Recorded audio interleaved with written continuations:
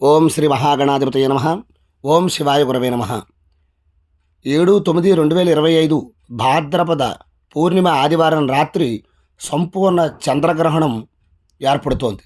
ఇది రాహుగ్రస్త సంపూర్ణ చంద్రగ్రహణం.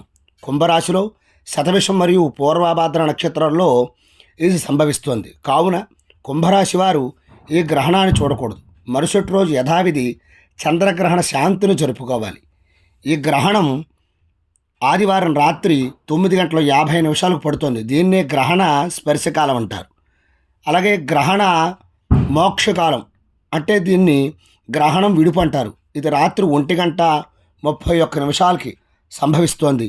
కావున కుంభరాశి వారు ఈ గ్రహణాన్ని చూడకుండా ఉండడం చాలా మంచిది.